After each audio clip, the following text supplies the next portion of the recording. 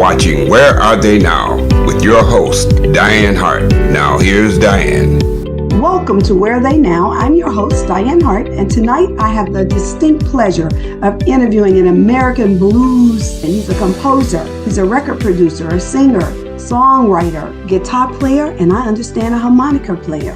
Phenomenal. And that's Mr. Bobby Rush. Good evening. How are you? I'm doing good. I'm good, Representative, and my host. You wear a lot of hats. You're the host, Representative, and you're playing the politics because life is politics. If you're not into politics, you're out of life.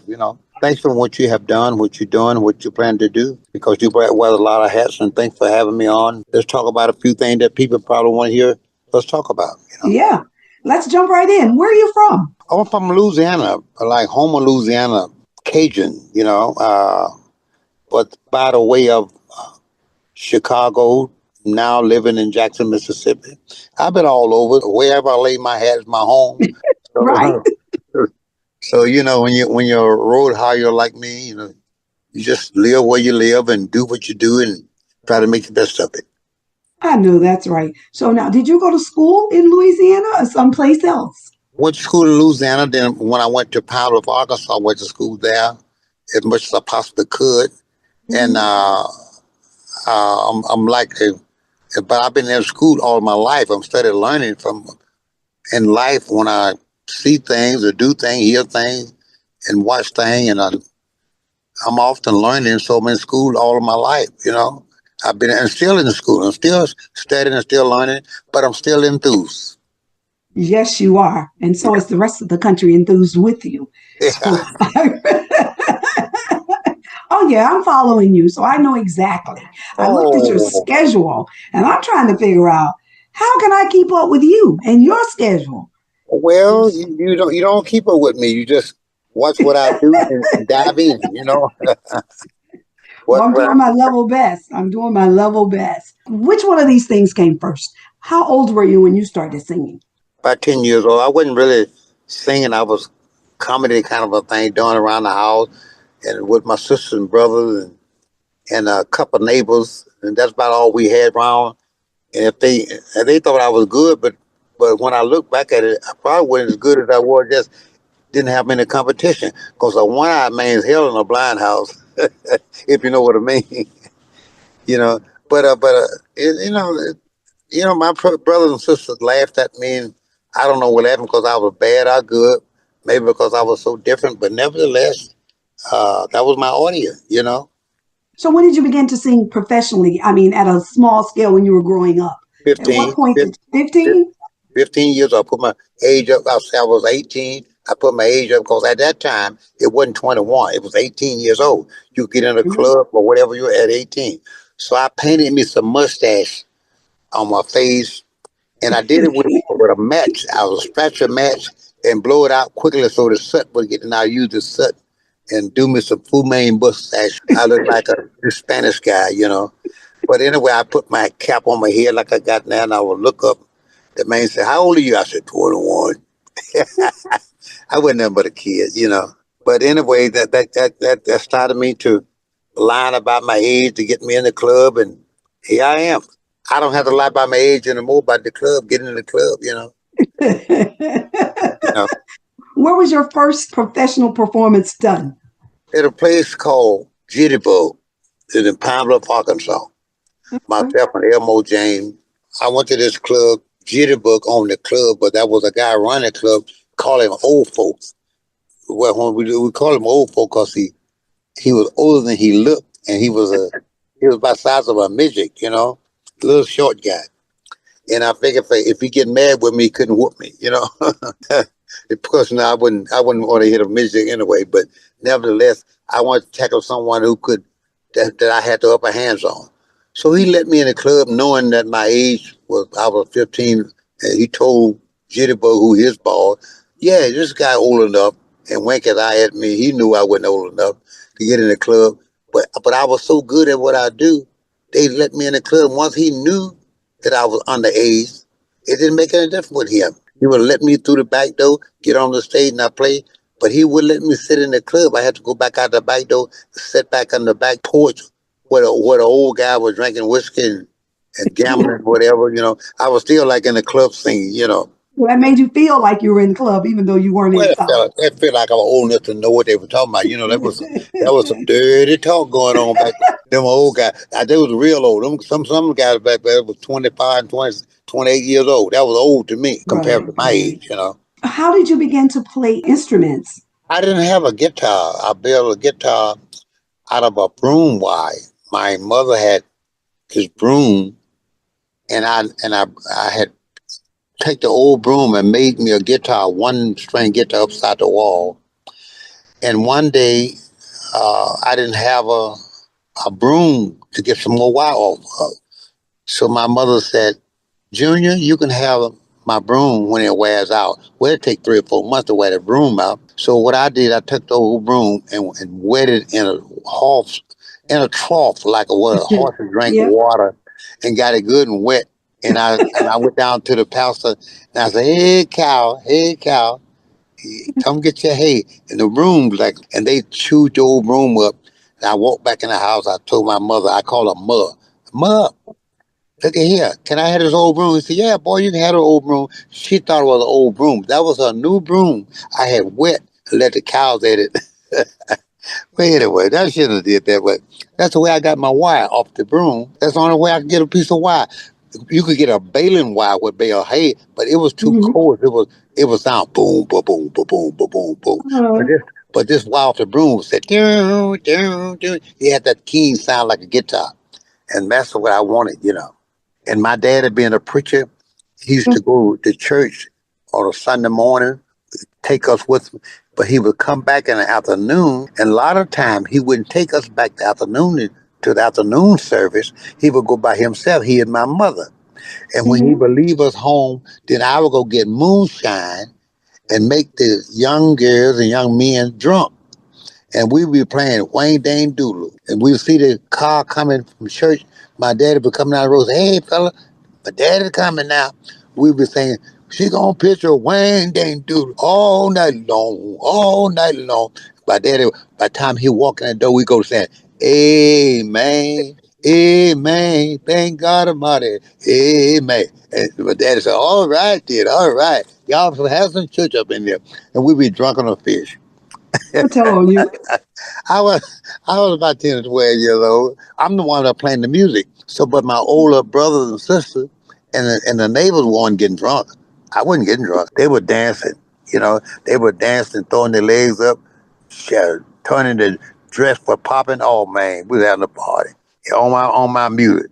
I'm done Wayne Dane Doodle until my daddy get close to the house and we start to singing, Amen, thank God Almighty. Oh, amen. But anyway, that's part of life. Did your father ever find out? I think my father know him now.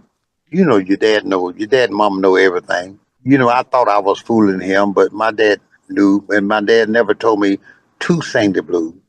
He never Uh-huh. told me not to.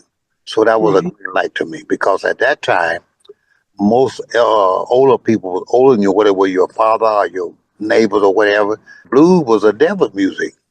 But with Right. my dad being a preacher, also, it wasn't a devil music with my dad. You know. Right. So I think when I look back on life now, I believe my daddy knew what I was doing. He was just had a way of saying, "Boy, you're gonna be your own self and do your own thing, but be good at it." I think that's what my daddy was saying to me. So when did you start writing music? When I was a little kid, I had to write what I was sung about because I could only visualize what it should be about. Because Uh-huh. I didn't have any radio to listen to, in the music uh, guide and someone I looked up to play music. I just knew about the guitar. I didn't have nobody around but my first cousin who had a guitar. Wasn't nobody around me to show me uh, that side of the music. So I had to create a thought in my mind. I remember I used to be picking cotton in the cotton field, and I'd be looking up in the air, clouds, and I'll be visualizing myself on the stage somewhere playing this guitar, blowing this harmonica with this band. And my mother walked up and said, boy, pick that cotton and hit me on the head. What you doing? Daydreaming. And I was daydreaming then, like I do now. I walk around or drive my car, don't say anything, but I'm often daydreaming or writing, creating, listening, and doing things that I think will be beneficial to me in my music all the time. That's amazing. I wish I could play an instrument, but I can't. So I'll accept that for now. But I can speak, and that's about all I. But if it wasn't for people like you, what would people that be like me who can do a little playing and whatever? Because you talk about it and you play it, and that give us a chance to express ourselves through our music. Because music is expression, you know. And I often talk about some things I'm doing then and I'm doing now. And I just did this thing with Kenny Wayne Shepherd. My whole reason for doing it is because I want to make a statement to the world that we as a people must do things together. Black, white, green, old, young, good looking, ugly, whatever. We must do things together because togetherness where we stand, divided we fall. That's in any situation, whether you black, white, green, brown, or whatever. Right, So, right. so it's a statement that I'm trying to make with life. And music is one of the few ways that people halfway come together through music, because music don't see no colors. You are correct. Wise, wise man. Let's talk a little bit about some of the folk. Well, you said nobody actually influences a young man, but When I said when nobody around me, it was because I didn't have a TV in my house, so I didn't have no way of getting the news or getting educated from people that I know about. When I did see a record, I hear this record and visualize what they look like, because I didn't have the TV to show me what the people look like. We didn't have the video like we have now, could do Zoom and whatever. We couldn't do this, and we didn't have this. So I just had to imagine in my mind what I would look like on the stage, because I didn't have no stage. I didn't have no idea that I would ever be on a stage. I just know I wanted to be on a stage, in some form or fashion. Playing music, carrying the guitar, a harmonica, dancing, tap dancing. Because during that time, tap dancing was a big thing for black people, because black people who tap dance could always entertain to white people. And white people are the one who had the money to pay you for doing whatever you need to do. Most of the time when we was young, it ain't much better now. A lot of time, the black people couldn't afford to pay you or hire you and pay you to do what you so you can make money with them. So right, so you had to entertain white people, and you had to do it in a way to make them laugh. You had to be funny to them, not good to them. You had to be funny to them for them to hire you. So you had to be good and funny. Funny first, then good. Storyteller, just joking kind of a guy, just comedian kind of a guy. And you had to tell, and then you had to be smart enough to tell the kind of joke that they would take into. Because you couldn't tell a joke about their people. You could tell a joke about you doing it in front of their people. And it had to be funny. You got to do almost like an Amos and Andy kind of a joke. So to be funny to them about you and your people and what you knew about. They realize it, but you got to be humble about what you do. I'm saying that to you because out of all of that, things that should not have changed, but most of the things have changed, remain the same. If you don't believe it, watch political what's going on in the world today. Oh, yes, I know you know, and so do I. Much has changed, but much still remains the same. We're fighting for the same things we were fighting for in the 40s and 50s and 60s. And here we are in the 2000s, and we're still having those very same fights. Absolutely, absolutely. Let's talk a little bit about some of the people that you have played with as you came along. Now, you started at 10, then you were 15 in a club, and then where did you go from there? Well, Muddy Waters was a guy who really took a liking on me, really like, I don't know, was it my conversation, the way I played, the way I carried myself? I don't know what it was that Muddy Water liked about me, because he was 25 years old. And then and talking to a little guy like me, and young as I was, what could I tell the Muddy Waters, a B.B. King, a Howlin' Wolf? But these guys was hanging around me like I was their age. Hmm. I didn't know anything to talk to them about other than picking cotton and how much I could pick. They would talk to me about how much whiskey they could drink, how many reefers they could smoke or get high, how many ladies they had. But I couldn't talk about those things because I wasn't nothing but a kid. But why did they want to talk to me about what they want to talk about? I don't know. I must have been this little guy in a grown man body, I suppose. I don't know. They could feel you. They could feel where you were going to be, and that's why they enjoyed talking to you. I'm sure. I'm sure you were. Yeah, you were an old man in a young man's body. Yeah, but I didn't take the advantage of it because I didn't know. Because a lot of time I would see Muddy Waters, Howler Wolf coming, and I would say to the guys my age, "Man, look, here come Muddy Water with his old self. He 20 years. He 25 years old." I remember I remember going to a birthday party when he was 28 years, 29, wasn't 30 years old. And I forgot to go to his birthday party. So at 10:30, I thought, I was like, oh, I was supposed to be by Muddy Water birthday party. I goes by the party, and the party was over. He was hanging out of water. He called me Blood. He said, Blood, you forgot my party, man. But I still got a lot of ladies upstairs with me. Come around to the back. I'll open the door and let you in. And sure enough, he had 20, 10 or 15 ladies. Could have been 20. They all was old ladies with their dress all up. You could see everything but the Chicago Ripper, if you understand what I mean. And I asked the lady, how old are you? She said, I'm 26. The lady said, I'm 31. One lady, she said, 35. I said, I got to get out of here. 35-year-old lady? Didn't know you were in the best place of your life. Oh, I was silly. I just want to leave because they was old, you know. Right. And Muddy Water, 28, 29 years old. No. Oh God! But you know that's when you don't know. You know, I laugh about it because I was very unaware of what was going on, and in a lot of ways, I came from a poor family, money wise, but rich in love, rich in knowledge. But I didn't know what I know now. Right. But now, since I know what I know now, God has allowed me to be around long enough to know that I don't know anything. Because when a man tell what he know, he won't talk long because man don't know nothing. So it's always a guess.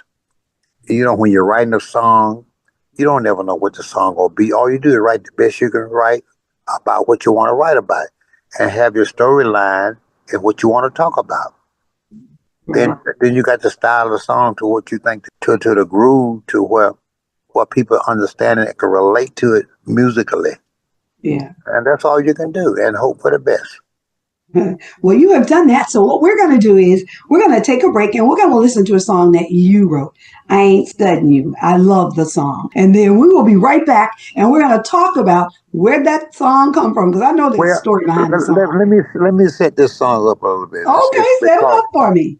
Because this song we're talking about when people come to you and tell you about what your woman doing, most of the time, not all the most of the time, they just trying to get in your business and they want to be with who you with most of the time or some of the time.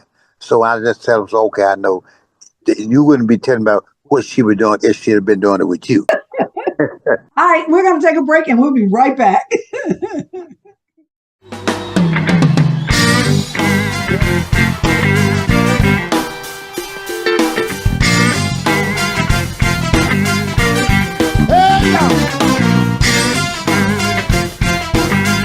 I said, hey, y'all.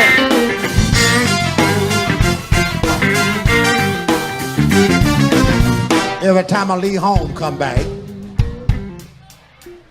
my so-called friends always talking about Bobby Rush. I saw your woman doing whatever while you were gone. I just said, hold it. If they were really my friend, they wouldn't be talking about what they saw her do. Never tell her don't do old Bobby Rush like that. I heard a lady said the other night, child, my husband didn't give me but $150 this week. Another lady said, that was my husband. Didn't give me but $150. I'd have thrown her back and even got a divorce. But the woman was saying that she don't have no main money or no husband. She just wants you to leave so she can move in and get what you got. Look in your friend's face and tell her what I told my friend. Friend, hear what I said. I said, I ain't studying yet. Hey, friend, I ain't studying yet. Some folks say my woman love me. Some folks say she don't. It don't make no difference as long as I'm getting what I want. I ain't studying yet. Let me say it again. Ain't studying yet. If y'all think I'm gonna leave my woman, Cause what somebody said, you got to be crazy and out of your doggone head. Ain't steady. Let me say it again, y'all. Ain't steady. Somebody had the nerve that said, Bobby Rush, you got 4 kids, but one of them don't look like you. Let me tell you about that. Can I tell you about it? Well, it ain't but the one thing to make me so happy. I got 4 kids, say for 3 mine, but the other one still call me Pappy. Ain't steady. Could have been mine, I've been there. Ain't steady. Me and my woman got 4 little kids. I'm a dad of only 3. To say if I feed the other one long enough, they said, he'll start looking like me. Ain't steady. Let me say it again, y'all. Ain't steady.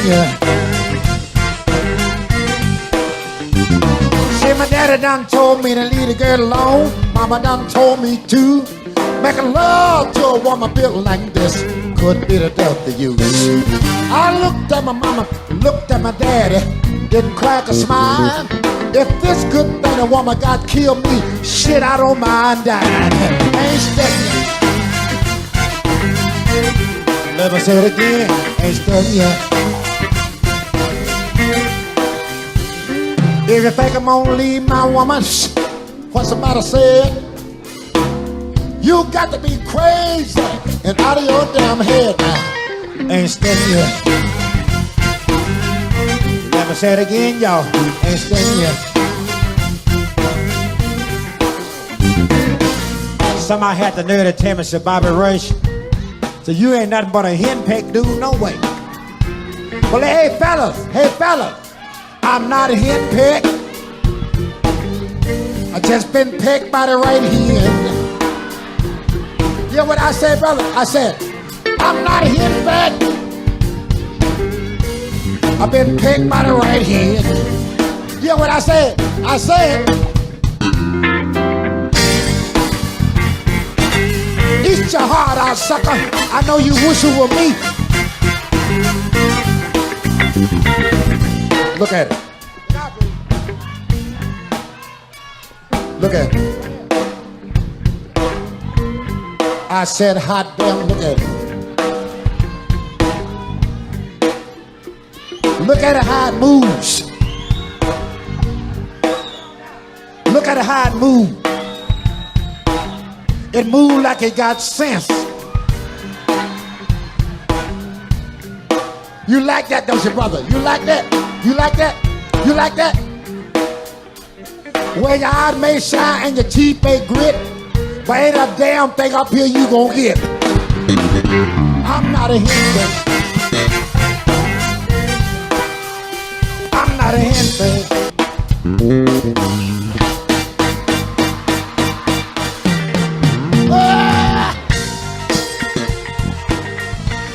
I've been pecked by the right hand.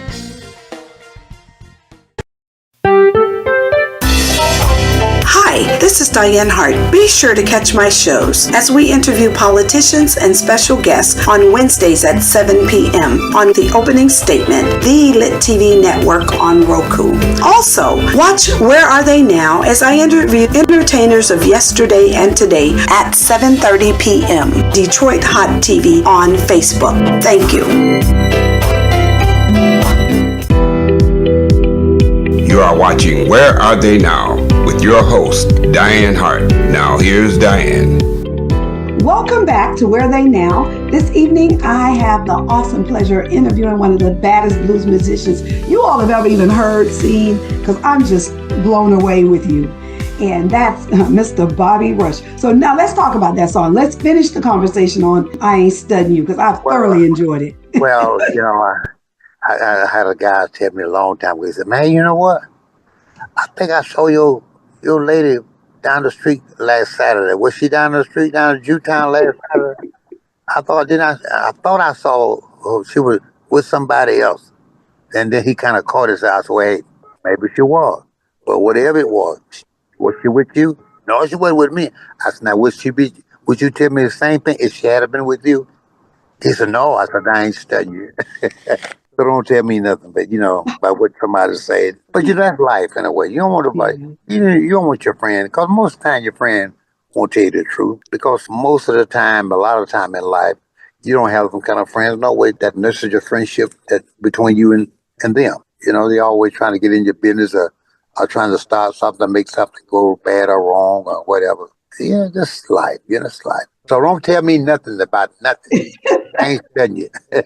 I like how you talk about the children. Them babies don't look like you. Yeah, yeah, yeah. But then again, it could have been yours. You've been there, you know. So if you feed him long enough, he'll look just like you. When I tell you I've thoroughly enjoyed listening to the music because it's so true. People can always tell you something. Keep it to yourself because Yeah. just what you said. If she'd have been with you, you would have never mentioned it. Well, you and I could sit here and talk.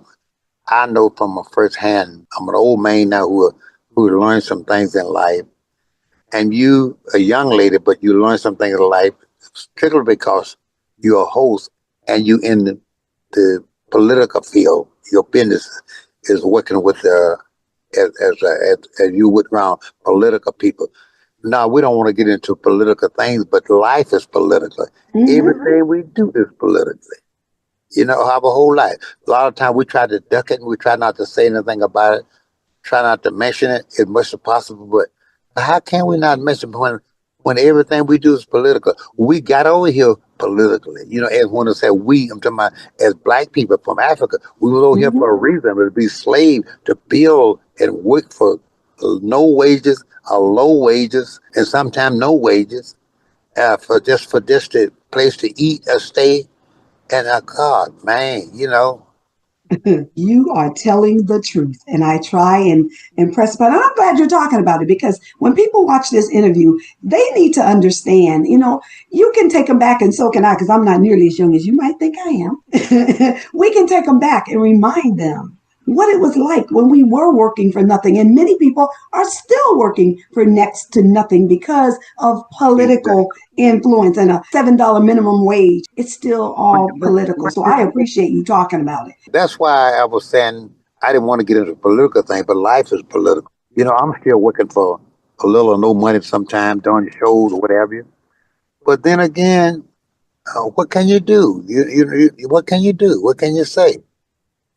You have to do what you have to do what you know. You as a state representative, you try to look out for your people, but you can't look out for your people till you look out for yourself because you can't tell or do anything for your people that you don't know to do. So you first got to learn what to do in order to help some people for what they need. Because what people want is one thing, what they need is another thing. And a lot of time we need the knowledge because that's what we perish from, like a knowledge. So And true. So now, true. now we got the history of what we do or what we've done been taken out of not just out of school, out of museum and all across the country. That's a plan for this because pretty soon they want our blackness to be like dinosaurs, not exist. Mm. They don't. Come on. That's why we got to talk about the blues. What hurt me sometimes, we got young people around don't want to sing the blues or don't want no part of it because the blues seem to them like it's something less than something else. And that's here's why it seems like something less than something else because they've been taught them by the writers of the books and the radio station, most of the time the podcast, that there's something less than something else. And guess who talking about that and Mm. painted something less? It ain't black folks doing that because black folks don't own it. You got your telephone, you're Googling, you're doing this, you're that. Who owns the form of the telephone? Who owns the podcast? Who owns the airways? You making do it. Even if you got a radio station, you only own a radio station, but you don't own the airway that the radio station goes out. It's just so much. It's just so much political stuff.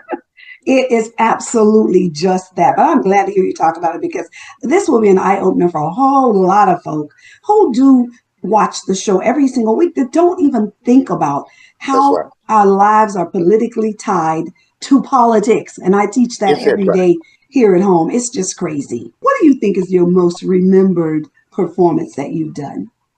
I was 83 years old when I got my first Grammy, and I think Everybody around me never thought this was going to come by, including myself, because there's so much politics played into the Grammys and how it's set up and who Yep. vote for what and what tune, how you group around, and the politics is played inside of it.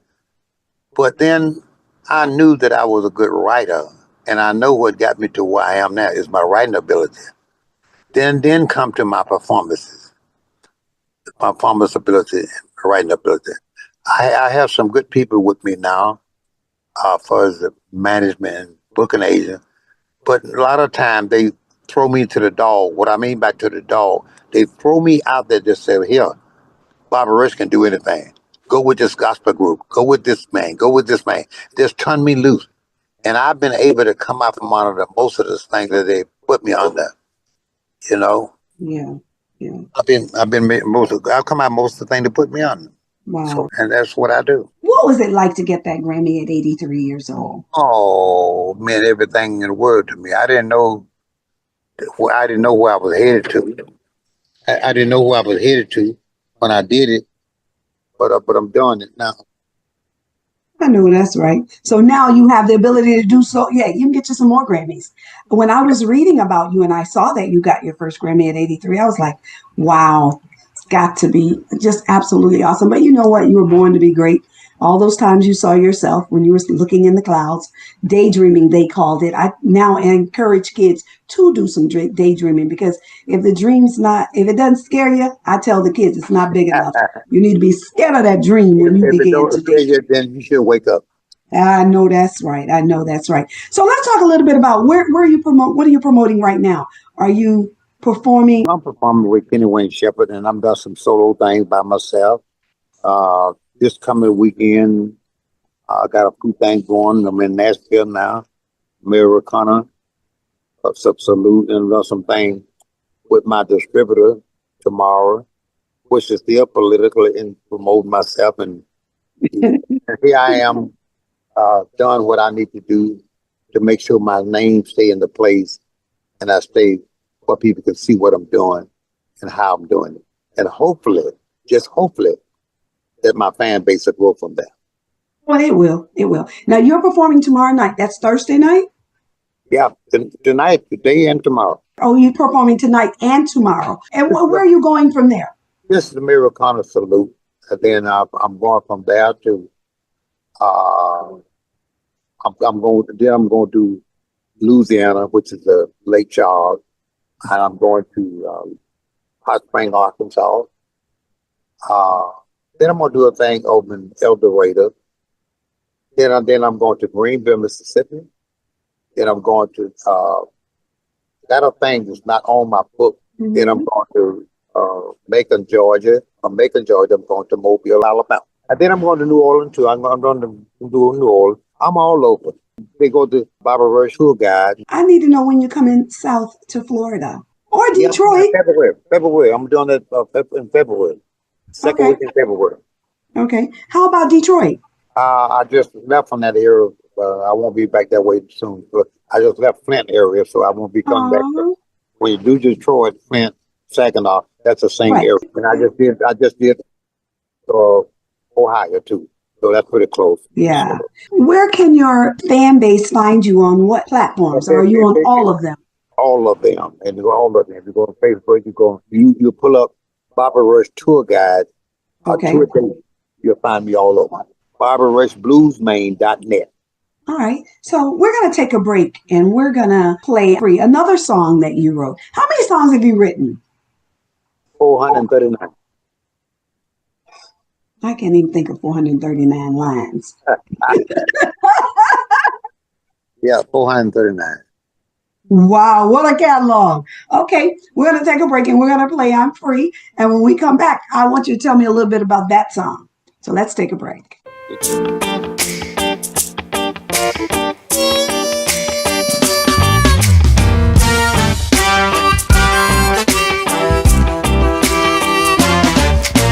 come a long way, but I got a long way to go.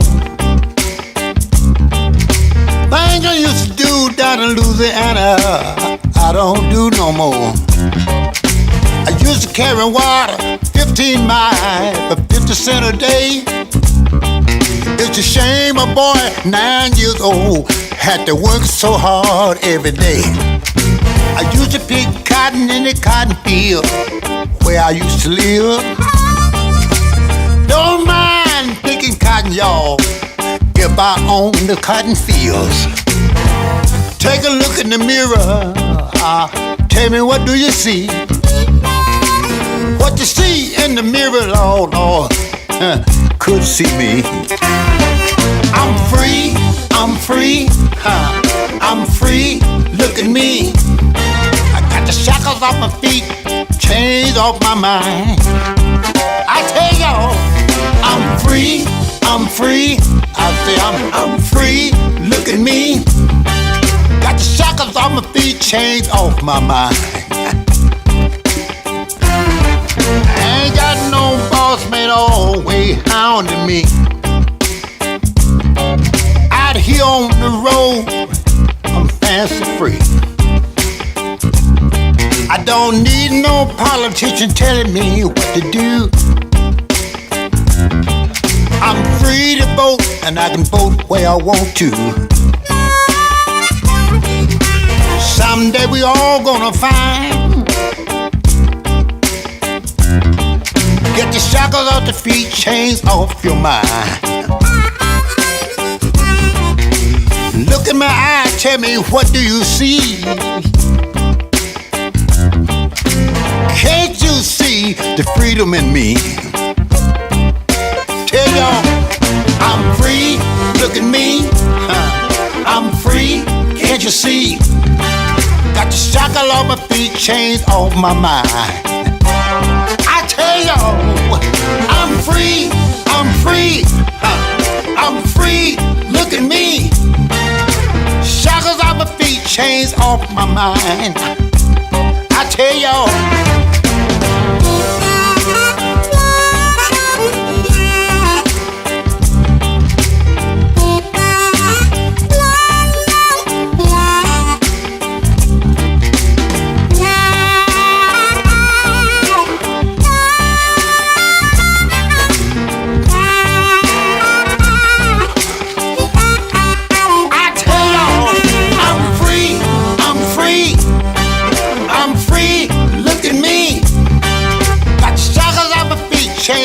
My mind.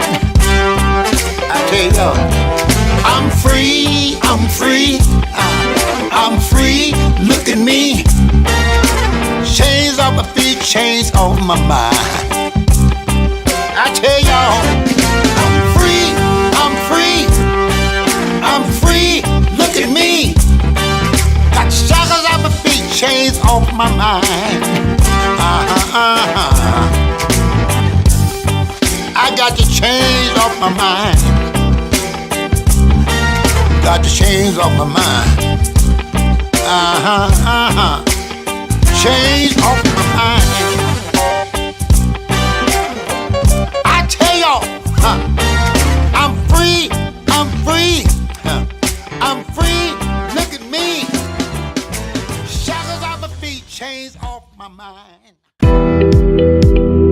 You are watching Where Are They Now with your host, Dianne Hart. Now here's Dianne. Welcome back to Where Are They Now. I'm your host, Dianne Hart, and my special guest this evening is Mr. Bobby Rush. What a bad jam. Let's talk a little bit about I'm Free. Where'd that song come? What inspired it?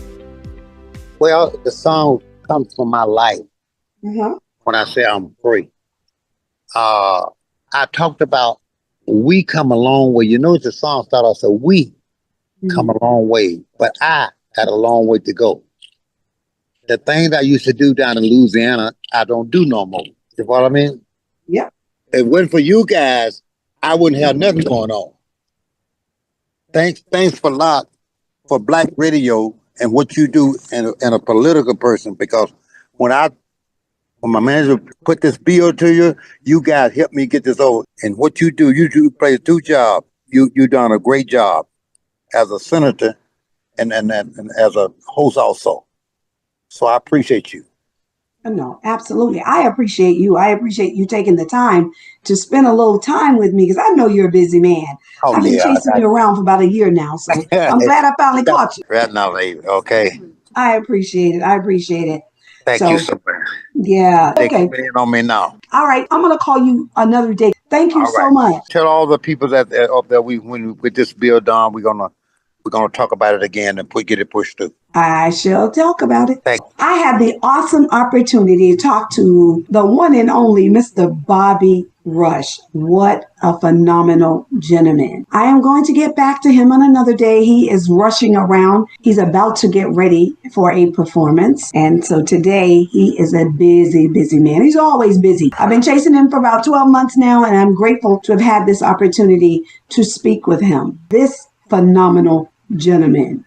Listen, I hope when I'm his age, I'm still looking as good and getting around and doing all the things that he's doing. He's all over the place. I was just amazed as he was talking about where he was going. And I'm like, wow, he's going to Mississippi. He's going to Lake Charles, Louisiana, Chicago, Texas. He's just everywhere. Don't we wish that we could be in this same state of health and mind that he's in? He wants you all to remember one thing, that politics runs our lives. All the way back to when we came to this country was a political move to build a country that now would like to eradicate our history, which he and I talked about briefly. Listen, people, wake up. When it's time to get out and go vote in this midterm, we need every single one of your votes. Sometimes you might not be happy with your Democratic leaders, and I understand that. But if you pay any attention to what's happening, people vote even though they're voting against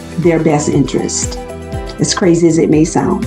So, Mr. Bobby Rush, thank you very much. I greatly appreciate you, and I look forward to doing this again. I want him to tell you young people, how do you create this longevity that he has had for 80 years? How do you do that? You can catch me every Wednesday night right here in Tampa Bay on The Opening Statement on Roku on the Lit TV network. Every Wednesday night, 7 o'clock. Catch me every Thursday night on Detroit Hot TV on Facebook, where I interview entertainers every single week on Where Are They Now. You can also go out to my YouTube channel @ Dianne Hart 2126. Like and subscribe. So every time we put up a video, you will get it. Thank you and bye-bye.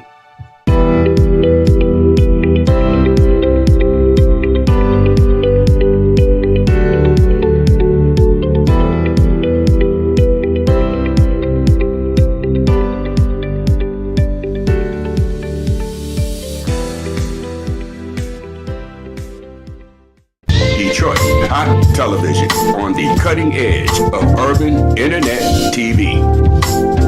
It's a new day for Detroit radio. It's internet radio. Make sure you're streaming in your car. Detroit's digital radio station for a new generation. DetroitHotRadio.com. Terrestrial radio can't do what we do because we are setting a new standard in Detroit. The best Detroit artists are here, along with all your national favorites. The most music 24/7 by all your local favorites, like Anita Baker, Michael Henderson, Kim, So how did you find your way back in and the Dramatics.